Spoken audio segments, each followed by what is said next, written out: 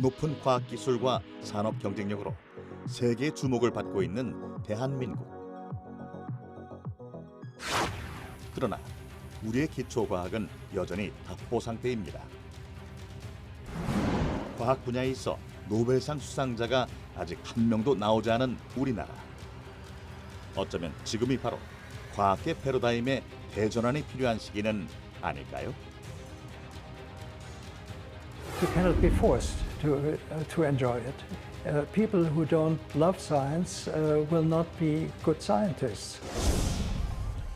급변하는 산업에 맞춰 전도유망한 과학자들을 발굴해왔던 우리나라. 하지만 이제 과학계가 달라지고 있습니다.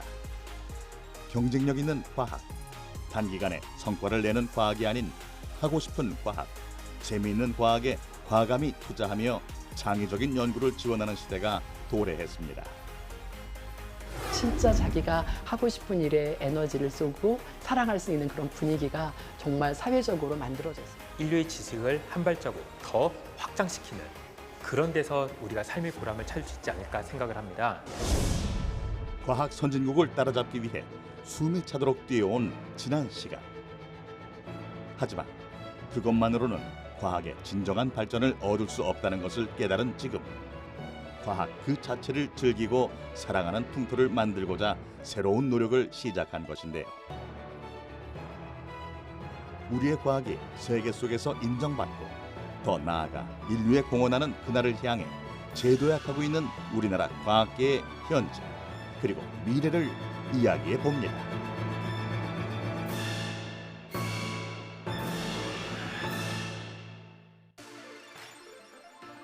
(2023년 9월) 부산. 이곳에 세계 두뇌가 한자리에 모였습니다. 멕시코에서 열린 제20회 세계 현미경 총회에 참가하기 위한 것입니다.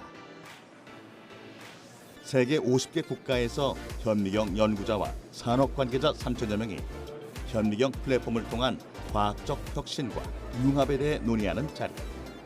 세계 과학기술의 트렌드를 직접 보고 소통할 수 있는 장이 되었습니다. 올해로 20회째인 이번 총회에서는 생명과학, 물리학, 분석과학 분야 등의 다양한 심포지엄과 학술 발표, 첨단 기술 등이 소개됐고 세계 과학의 다채로운 네트워크를 쌓을 수 있는 시간이었습니다. 그리고 행사 기간 동안 아주 특별한 만남이 준비되어 있었는데요. 바로 노벨상을 수상한 해외 석학들과의 만남이었습니다. 무려 3명의 노벨상 수상자에게 듣는 과학자가 되는 길은 과연 무엇일까요? 노벨상을 수상한 해외 석학들을 가까이서 만나 그들의 생각을 듣고 또 질문할 수 있었던 시간. 노벨상을 꿈꾸는 미래 과학자들에겐 정말 뜻깊은 시간이었겠죠. 저온 전자현미경 분야의 발전을 이끈 공로로 2017년 노벨 화학상을 공동 수상한 영국의 리처드 핸더슨 박사와 요아힘 프랑크 박사. 극좋은 전자현미경 개발은 생명체 분자 구조를 원자로 관찰할 수 있게 했습니다.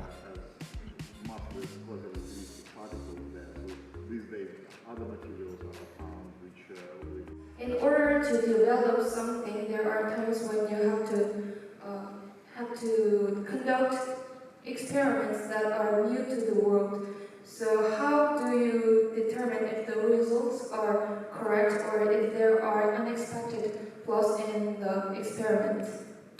In science, it's also very easy to be deceived so that you think you are correct but you're wrong. So it's very important to be critical of yourself. Can you do me a huge favor? I know this is 이날 자리에 함께한 과학 꿈나무들은 부산 경남 지역의 중고등학생들. 흔히 가질 수 없는 이번 기회에 학생들의 엄청난 질문과 호기심들이 쏟아져 나왔습니다. 노벨상 수상자들 또한 학생들의 이러한 열정에 진심 어린 멘토링으로 응해 주었죠. Well, I cannot tell how much they appreciated my talk, but I really think there's a lot of interest in this technology, and I'm always in favor of talking science to students at the youngest ages. There's some kind of an excitement that has to be produced very early in life. 노벨상 수상자라는 이 시대 최고의 석학들을 만나는 이 귀한 경험을 조금이라도 놓치지 않기 위해 학생들은 비를 쫑긋 세우고 경청합니다. 세계의 두뇌가 모이는 세계 현미경 총회는 4년에 한 번씩 열리는데요.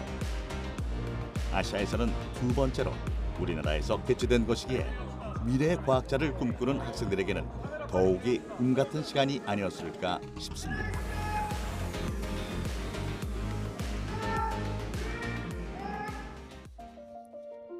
노벨상. 이것은 우리나라 과학계의 오랜 수건이죠. 다양한 노벨상 분야 중에서도 특히나 과학 분야의 수상을 위해 많은 노력이 이어져 왔는데요. 노벨상의 수상은 곧 그 나라의 과학과 산업의 발전, 나아가 국력으로까지 이어지기 때문입니다. 최근 우리나라 과학의 경우 세계적으로 높은 수준엔 있지만 노벨상과는 늘 거리가 있어 왔습니다.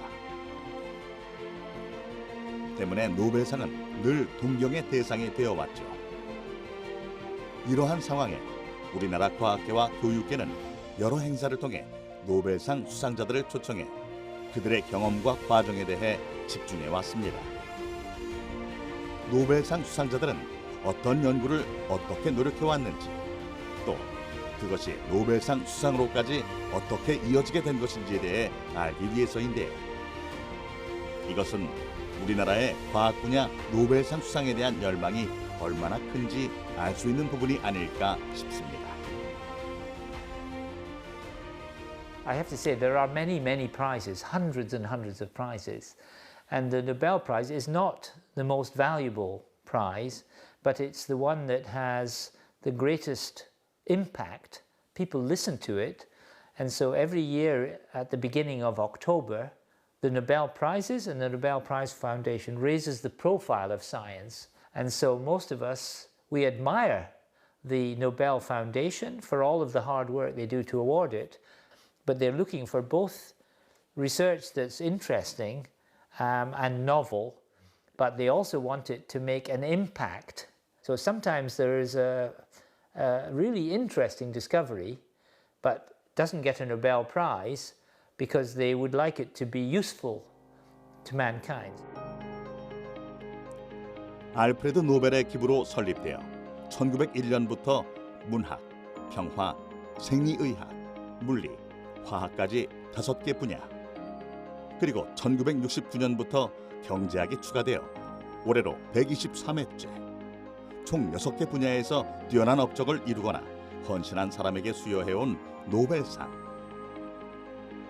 그 시상식은 12월 10일 알프레드 노벨의 기일에 열리지만 수상자는 그보다 2달 앞서 발표가 되는데요. 매년 10월 첫째 주면 노벨상 발표로 세계가 들썩일 만큼 노벨상은 현재 가장 높은 권위와 영향력을 자랑하고 있습니다. 각국의 노벨상 수상 현황을 살펴보면 미국이 최다 수상자로 1위, 다음으로 영국, 독일, 프랑스 순입니다. 그 외에 개발도상국에 속한 나라들도 여러 찾아볼 수 있습니다.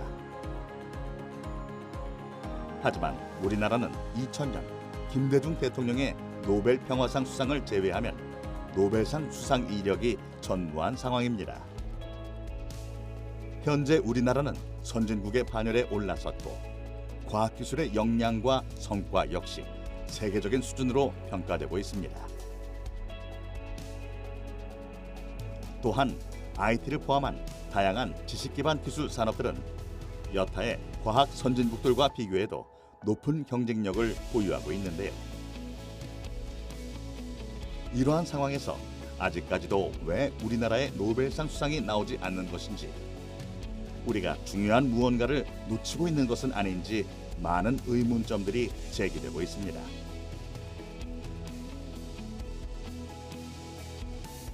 이러한 의문에 대해 노벨상 수상자들은 어떻게 생각하고 있을까요? 먼저 그들의 노벨상 수상에 대해 들어봤습니다. Well, of course, the Nobel Prize is the highest award a scientist can get, and it would be a lie to say that it didn't change my life, that it didn't matter. It did. A very good friend of mine, Klaus von Klitzen, who got his Nobel Prize, because if you ever think about winning a Nobel Prize, you will never get it. So you just need to focus on your research. I mentioned the very big role of curiosity, creativity. Very often I come up with associations that are sort of really wild. They're sort of completely outside of the subject matter. This is probably a very important source in scientific discovery. You have to have institutions where the philosophy is to explore new areas and question established methods of doing things. 노벨상 수상자 3인이 공통적으로 말하는 노벨상을 받을 수 있었던 근본적인 힘. 그것은 바로 누가 뭐래도 자신의 연구에 대해 흔들리지 않을 열정, 그리고 창의성을 쏟아야 한다는 것이었습니다. 이 같은 세계 소각들의 생각은 국내 과학계에서도 점점 더 많은 공감을 얻고 있는데요. 그로 인해 국가와 학계의 지원 또한 달라지고 있습니다. 과거 국가 주요 사업 위주의 과학 연구에서 점차 다양한 분야로 지원의 폭이 넓어지고 있는 겁니다. 이러한 변화는 과학자들이 자신의 연구에 좀 더 집중할 수 있는 환경을 만들었고 점차 유의미한 결과를 이끌어내고 있습니다.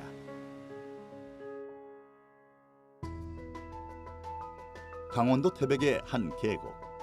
이 깊은 산속에서 자신만의 연구에 열정을 쏟고 있다는 한 과학자를 만날 수 있었는데요. 충남대 지질환경과학과의 이정현 교수입니다. 누구나 한 번쯤 품어봤을 질문. 우리는 어디에서 왔는가? 그 해답을 찾기 위해 그는 5억 4,100만 년 전 시작된 캄브리아기에서 4억 4,380만 년 전에 끝난 오르도비스기에 이르는 초기 고생대 화석을 조사하고 있습니다. 여기에 나오는 오르도비스기 스트로마톨라이트를 조사하고 있습니다. 약 4억 6천만 년 전 정도에 나온 스트로마톨라이트예요. 암석들을 관찰하고 그 암석들에서 외부에서 관찰할 수 있는 특징들을 관찰하고 그걸 바탕으로 이게 어떤 종류의 암석인지를 봐요. 스트로마톨라이트가 어떻게 만들어졌는지, 이것들이 어떤 식으로 나타나는지, 어떤 환경에서 형성되었는지를 연구합니다. 여기는 약 4억 6천만 년 전에 매우 건조한 더운 바다였습니다. 그래서 여기에는 별로 많은 생물들이 살지는 않았어요. 거의 대부분 나타나는 것들이 미생물들만 주로 나타납니다. 미생물들이 스트로마톨라이트를 만들고요. 그 외에 약간의 생물들이 화석들이 여기 이 암석 속에서 찾아볼 수 있습니다. 스트로마톨라이트란 미생물들이 서로 퇴적물을 붙잡고 자라면서 만든 구조로 이것은 광합성을 하는 생물들의 탄생, 그러니까 지구상 최초로 나타난 생물의 흔적이라고 볼 수 있다고 합니다. 이러한 스트로마톨라이트의 연구를 통해 지구 환경의 변화, 생물의 진화와 멸종에 대해 연구하고 있는 이정현 교수. 그저 돌덩이로 보이는 이것들의 생명의 기원과 진화 과정의 단서가 담겨 있다는 것이 그에게 무엇보다 큰 즐거움을 준다고 합니다. 야외 나가서 암석을 볼 때 여기에 뭐가 있을까? 여기에 어떤 재미있는 구조들이 있을까? 여기에는 어떤 재미있는 암석들이 있을까? 또는 뭔가 새로운 무엇을 볼 수 있지 않을까 하면 그런 기대로 관찰합니다. 물론 기대를 가지고 관찰할 때 상당 숫자는 그냥 꽝으로 끝나는 경우들도 많긴 한데 재미있는 새로운 것들을 관찰할 때도 많죠. 그리고 이것들을 샘플링을 해서 연구실에 갖고 가서 현미경으로 관찰을 하게 되면 어떤 것이 보일까 기대를 하게 되기도 하고요. 그의 연구 목표는 스트로마톨라이트 연구를 통해 고생대의 생태계를 이해하고 생물의 탄생과 진화 과정을 더욱 깊이 이해하는 것. 대중의 관심을 받지는 못해도 이 연구에서 가장 큰 재미와 흥미를 느끼기에 이 분야에 모든 열정을 쏟고 있습니다. 어릴 때부터 원시지구와 화석에 관심이 많았던 아이, 바로 이정현 교수인데요. 시간이 지나면서 그 관심은 더욱 커졌고 본격적으로 연구를 시작, 지금에 이른 것이죠. 이정현 교수와 같은 연구자들이 있었기에 우리는 이곳 강원도 태백에 위치한 고생대 자연사 박물관에서 우리나라 고생대의 자연 환경과 당시 살았던 생물들의 화석 및 퇴적 구조를 잘 볼 수 있게 됐습니다. 삼엽충을 비롯해 완족동물, 필성류, 연체동물 등 많은 화석이 산출되어 고생대 화석의 보고로 불리는 강원도 태백. 이정현 교수는 이곳을 기점으로 활동하며 앞으로 더 많은 연구 결과를 내보일 예정인데요. 그는 고생대 화석과 지질학적 특성의 연구를 통해서 최종적으로 어떤 결과를 만들어내고 싶은 걸까요? 제 연구과제의 목표는 생물초가 어떤 식으로 탄생해서 그리고 이걸 만드는 생물들이 어떤 식으로 진화했는지, 환경 변화와는 어떤 연관성이 있었는지, 그리고 생물의 진화, 멸종이 서로 어떤 연관성이 있었는지를 연구하는 과제입니다.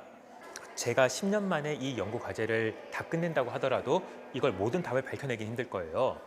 제 연구 과제의 목표는 그래서 이 생물초의 진화와 그리고 고생태를 이해하는 데 조금이나마 더 기여를 함으로써 생물의 탄생과 그 진화 과정을 조금 더 이해하는 게 제 과제의 최종 목표입니다.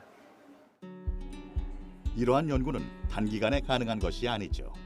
때문에 많은 시간과 자원이 소모됩니다. 많은 과학자들은 현실적인 문제로 연구의 방향과 과제를 타협할 수밖에 없는 상황에 놓이기도 했습니다. 이정현 교수 역시 같은 어려움을 겪었는데요. 그러던 올해 3월 들려온 희소식.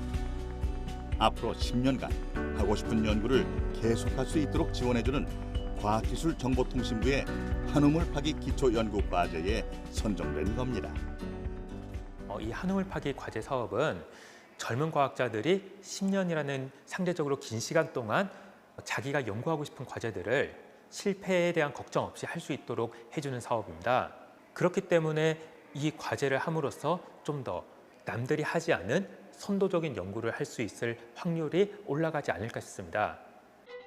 과학기술정보통신부가 올해 신설한 한우물 파기 기초연구 사업. 젊은 연구자들이 자신만의 연구에 집중, 핵심 연구의 조기 착수에 장기간 수행할 수 있도록 해서 높은 연구 성과를 창출하고자 하는 것이 목표인데요. 한 가지 주제를 오랫동안 깊이 연구하는 기초연구 분야의 과학자들에게 안정적인 연구 환경을 만들어줄 수 있는 단기와 같은 소식인 것이죠. 과거 정부는 유망사업 위주의 지원만을 이어온 것이 사실입니다.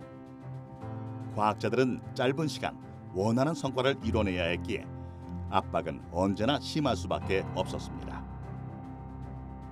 우리나라 과학계를 바라보는 시선은 두 가지인데요. 짧은 역사에 비해 눈부신 발전을 이뤘다는 긍정적인 시선, 그리고 새로운 분야에 도전하는 독창성을 내세우기보다 세계의 흐름을 따라가는 연구 위주로 흘러왔다는 부정적인 시각이 그것입니다. Well, I think that currently there is a lot of pressure in science, and especially for the young people, because they need to prove their abilities to do research, and they are really looked very carefully under scrutiny at how do they do it. So that they're really under pressure of running fast and publishing a lot, and that skews a little bit the research picture, because it really forces those young scientists to work on fashionable areas rather than on the areas they really want to work on. Self-antibodies are created and you can't treat people, but now we have what's called human antibodies or humanized antibodies, and those were discovered or invented as a way of making them in the 1980s. But it took from 1985, say, for 30 years before the technology had allowed those antibodies to be used for therapy in humans. So eventually the Nobel Prize for making humanized antibodies was 2018. 많은 이들이 주목하고 있는 것은 과학자의 핵심 연구에서 노벨상 수상에 이르기까지의 시간입니다. 한 조사에 따르면 노벨상 수상자들이 자신의 연구를 완성하는데 평균 10에서 20년, 그 연구를 인정받는데 또 10에서 20년의 시간이 걸려 평균적으로 30년의 시간이 필요하다는 것입니다. 무려 38명의 노벨상 수상자를 배출해 노벨상 사관학교로 불리는 독일의 막스 플랑크 연구소. 기초학문 분야에서 세계 최고의 권위를 자랑하는 이곳에 독일 정부는 2022년 기준 한화 약 2조 9천억 원을 지원했습니다. 하지만 정부는 어떠한 과제도 강요하지 않습니다. 연구소의 원칙 또한 유명합니다. 지원하되 간섭하지 않는다는 것. 과학자들이 자유롭게 연구하고 오직 연구에만 매진할 수 있는 환경을 만들어주기 위한 것이죠. 이러한 자유로운 환경이 새로운 과학 분야를 개척할 수 있는 무엇보다 큰 힘이 아닐까 싶은데요. 이것은 새로이 꿈을 키우는 미래 과학자들에게도 필요합니다. 하지만 우리나라의 교육 현실상 자유로운 연구 환경은 결코 쉽지 않은 이야기라고 하는데요. 서울시 강동구에 위치한 상일여고 과학 동아리 활동이 한창입니다. 이곳에서는 최근 과학 교육에 있어 혁신적인 변화를 시도하고 있습니다. 선생님이 주도하는 실험이 아닌 학생들이 주도해 실험을 진행하는 것인데요. 이 과정을 통해 자유롭게 창의성을 발현시키는 것을 연습하는 것이죠. 그럼 연육 작용이 얼마나 잘 되는지 보려면은 뭔가 무게를 실어서 그 정도를 좀 비교를 해봐야 되지 않을까? 그럼 거기에다가 추를 매달아가지고 그 무게를 측정해서 결과값을 내면 좋을 것 같아요. 서로의 의견을 나누며 실험의 방향을 정해가는 아이들. 이렇게 첫 번째 그룹이 정한 오늘의 연구 주제는 과일이 고기의 연육작용에 미치는 영향입니다. 사실 그 전에 동아리는 과학 실험반 정도로 그냥 한 달에 한두 번 모여서 CA 활동으로 그냥 와서 실험하는 그런 수업이 있었거든요. 근데 그게 쉽게 말하면 선생님들이 다 모든 준비를 끝내놓고 학생들은 실험에 참여만 하고 느끼고 가는 걸로 끝나는 좀 아쉬움이 컸었어요. 그래서 학생들이 직접 한번 그 실험 설계도 해보고 또 실험과 관련된 모든 거 A부터 Z까지 한번 느껴볼 수 있는 기회가 없을까 이런 생각이 들어서 이제 옆에 있는 선생님들과 같이 힘을 합쳐서 동아리로 바꾸는 과정을 진행했죠. 오래 걸리고 이렇게 하는 거 맞아?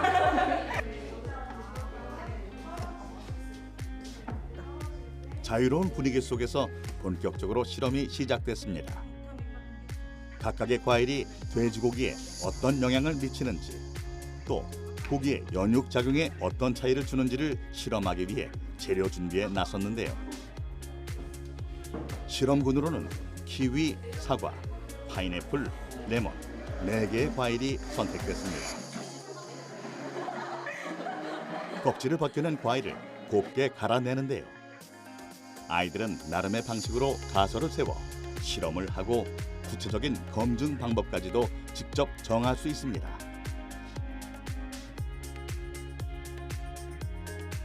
이제 곱게 간 각각의 과일에 돼지고기를 담글 차례.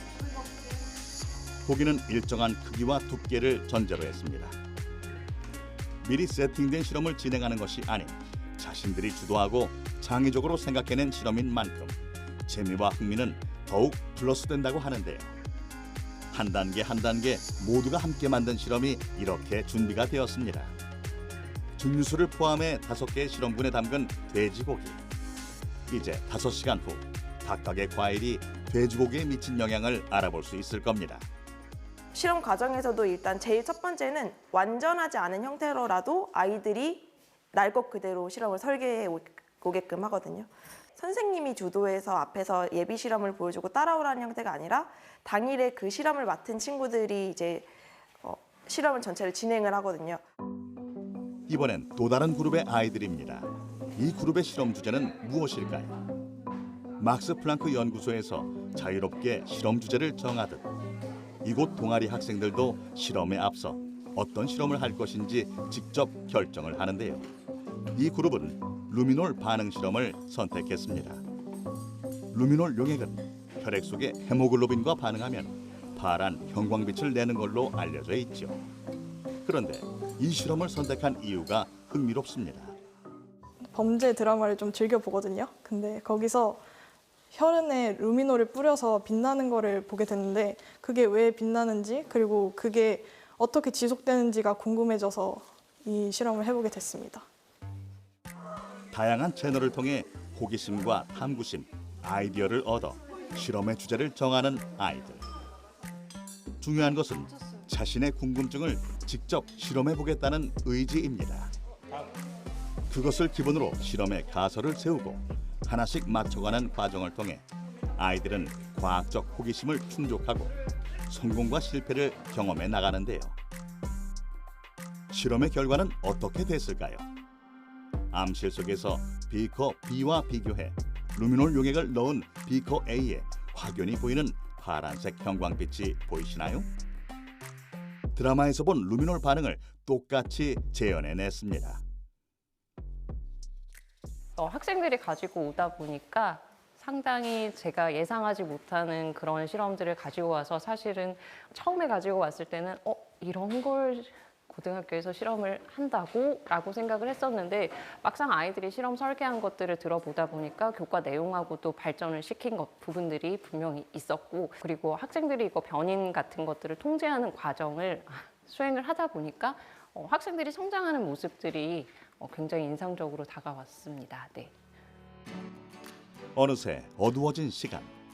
과일에 따른 돼지고기의 연육작용 실험을 계획한 첫 번째 그룹의 아이들과 선생님이 아직도 실험실에 남아 있습니다. 이유인즉 갈아낸 과일에 고기를 5시간가량 재워야 했기 때문인데요. 5시간의 기다림 또한 자신들의 실험 계획에 포함되어 있었기 때문에 누구 하나 불평하지 않습니다. 이제 실험의 마지막 단계. 각각의 과일에 잘 재워진 돼지고기를 기구에 걸어봅니다. 이 과정으로 어떻게 연육작용을 알 수 있는 걸까요? 여기에 과일별로 연육작용에 반응하는 그 활성화되는 게 좀 다르거든요.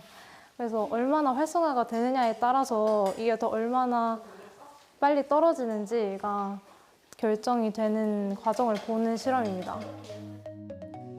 과일별 연육작용의 차이를 비교하기 위해 각각의 과일에 담갔던 돼지고기에 무게추를 매다는데요. 연육작용이 잘 된 고기일수록 더 빨리 떨어질 것이라는 것이 이번 실험의 전제입니다. 과연 어떤 고기가 가장 먼저 떨어질까요? 아이들의 관심 속에서 줄을 매다른 고기들이 조금씩 늘어나기 시작합니다. 여기서 무게를 더 늘려보기로 한 아이들. 무게추를 하나씩 추가하는데요. 4개의 무게추가 달린 뒤 이윽고 무게를 버티지 못하고 첫 번째 고기가 끊어진 뒤 이어서 고기들이 끊어지기 시작합니다. 과연 결과는 어떻게 됐을까요? 혹시나 실험 과정에 오류는 없었는지 확인하며 실험을 마무리합니다.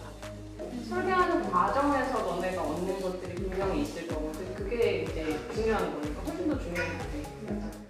학교에서 생명이나 화학 그리고 물리 시간에 여러 가지를 배우는데 여기서 이게 궁금증이 생긴다 싶으면 체크해두고 수업 중에 진행하는 실험에서 왜 이런 결과가 나왔을까 해서 더 심화시켜서 그 주제를 찾아보고 다른 선행된 연구가 있나 한번 알아본 후에 친구들이랑 같이 이런 연구 해보면 어떨까 우리 같이 실험해보자 해서 그런 식으로 동아리 실험이 이루어지는 것 같습니다.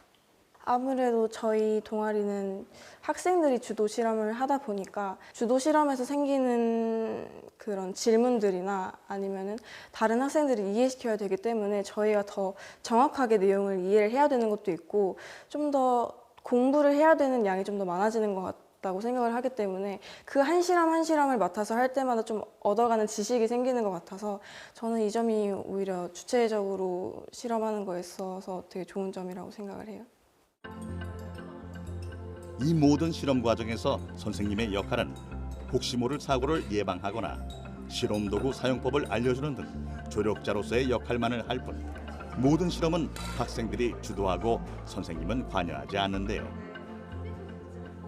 이 같은 학생 주도의 자유로운 과학 동아리 활동은 사실 학교 입장에서도 큰 도전이었다고 합니다. 과학에 대한 호기심과 탐구심을 충족하는 충분히 가치 있는 시도임에도 일반적인 우리나라 학교 교육 시스템과 부합하지 않기 때문이죠. 수능 중심의 어떤 내용을 정리해주는 전달교사가 되는 게 일반적이에요. 그래서 저는 이게 과학교사가 할 일인가라는 생각을 참 많이 하게 됐어요. 사실 애들이 실험실에 오면 눈이 반짝반짝해지고 즐거워하는데 정작 과학 수업을 들을 때는 되게 지루해하고 문제를 풀 때는 너무 애들이 힘들어하거든요. 그러니까 너무 실험적인 이런 하는 활동과 학교 나라에서 뽑는 어떤 테스트의 개념이 너무 동떨어져 있어서 애들이 이걸 일관성 있게 연결을 못 시키고 있어요. 그래서 그런 것들을 제대로 지원해 주려면 아무래도 교육과정이나 이런 실험 과정들이 이게 연결될 수 있는 그런 풍토가 좀 만들어졌으면 좋겠고 진짜 자기가 하고 싶은 일에 에너지를 쏟고 사랑할 수 있는 그런 분위기가 정말 사회적으로 만들어졌으면 좋겠다는 게 제 생각입니다. 일찍이 위대한 과학자들은 과학을 사랑하는 그 자체를 행복으로 여겼기에 자신의 모든 인생과 열정을 바칠 수 있었던 게 아닐까요? 그리고 그것은 인류를 위한 업적이 되어 노벨상으로 돌아온 것이죠. 과학을 그저 학문으로 성과를 내야 하는 것이 아닌 즐거운 활동으로 여기는 인식이 우리나라에서도 비로소 최근 확산되고 있습니다. 다양한 창의적 과학 콘텐츠와 새로운 교육 현장들이 점차 늘고 있는 건데요. 순수한 즐거움 속에서 새로움을 찾는 이러한 시도들은 우리나라의 과학 연구가 창의적인 길로 나아가기 시작했다는 것을 보여주고 있습니다. People who don't love science will not be good scientists. That people should be encouraged to act according to their own intuitions, follow their own excitement in their discoveries. So honestly, I always give the same message. Don't listen to any advisors. There are so many unknowns in science, and there are so many interesting topics which we can study. It's really important to focus on what you want to do, what you want to research. So just listen to yourself and follow your ideas, and then the success will come. 개발도상국에서 선진국으로 빠른 시간 발전한 우리나라이기에 오히려 과학 연구 분야의 성과가 미흡했던 지금까지의 현실. 또한 연구 분야별 쏠림 현상도 강한 것이 특징이었는데요. 하지만 꾸준한 노력을 통해 세계적으로 발돋움한 우리나라의 기업들과 K문화 콘텐츠처럼 우리의 과학도 그 본질적인 의미와 즐거움을 회복한다면 머지않아 그 성과를 드러낼 수 있지 않을까요? 그를 위해서는 이제 과학 그대로의 가치를 받아들일 뿐 아니라 다양성이 인정받고 존중받아야 할 때입니다. 마지막으로 우리는 인구가 점차 고령화되고 있는 현 시점 어쩌면 가장 중요할 생명과학 분야의 선두주자 유홍렬 교수를 만나기 위해 경북대학교를 찾았습니다. 생명과학의 여러 분야 중에서도 유홍렬 교수와 연구팀은 후성 유전학을 연구하고 있는데요. 생활 환경에 따라 유전자의 발현 상태가 달라진다는 후성 유전학. 그는 이것을 통해 어떠한 연구 과제를 목표로 하고 있을까요? 후성 유전학이라는 유전학 분야와 노화를 주로 연구하는 과학자입니다. DNA의 서열에 그 변화 없이 유전될 수 있는 것들이 어떤 것들이 있는가를 연구하는 분야이고, 저는 그러한 제 연구 분야를 통해서 노화를 극복을 할 수 있고 이 노화된 세포를 다시 노화되지 않은 상태로 되돌릴 수 있는 방법을 연구를 하고 있습니다. 생명과학 분야에서의 다양한 연구 성과를 인정받아 역시나 올해 정부의 한우물 파기 기초 사업에 선정된 유홍렬 교수. 그는 이 사업을 통해 노화를 극복하는 방법을 꾸준히 연구해 나갈 예정이라고 합니다. 우리 인간이 침팬지랑 그 염기서열을 비교를 해보면 1% 그 정도밖에 차이가 나지 않아요. 그런데 우리는 침팬지가 아니잖아요. 우리 옆 사람과의 염기서열 차이는 DNA 차이는 거의 없어요. 거의 없는데 저희는 완전히 다르잖아요. 이렇게 다를 수 있었던 거는 DNA 서열 말고도 유전되는 것이 분명히 있는 것이고, 그것을 연구하는 분야가 후성 유전학인데, 이러한 후성 유전 인자를 통해서 그 세포의 그 정체성을 바꿀 수가 있어요. 그렇기 때문에 저는 그걸 통해서 노화된 세포의 정체성을 바꿔서 다시 젊은 세포로 돌릴 수 있는 방법을 연구를 하고 있습니다. 최근 후성 유전학적 변화가 노화에 직접적 연관이 있다는 사실이 밝혀짐에 따라 유용렬 교수와 그 연구팀은 역노화 치료제 개발을 목표로 인간의 노화 극복 연구를 진행하고 있습니다. 100세 시대, 인류가 고령화에 들어선 만큼 노화는 인류가 해결해야 할 최대 과제 중 하나가 되었는데요. 하지만 아직까지 그 누구도 해결책에 가까이 다가서지 못했죠.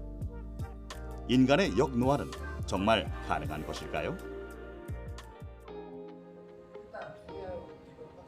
지금도 세계의 많은 기업과 연구소에서 수많은 과학자들이 역노화의 비밀을 풀기 위해 노력하고 있습니다. 일단은 해서 결과를 얘기해줘. 결과를 봐야 그다음 일단 디자인을 한다든지. 하지만 그 해답을 찾는 길은 아직도 멀고 험하기만 한데요. 인간의 시간을 거꾸로 흐르게 할 역노화 치료제 개발.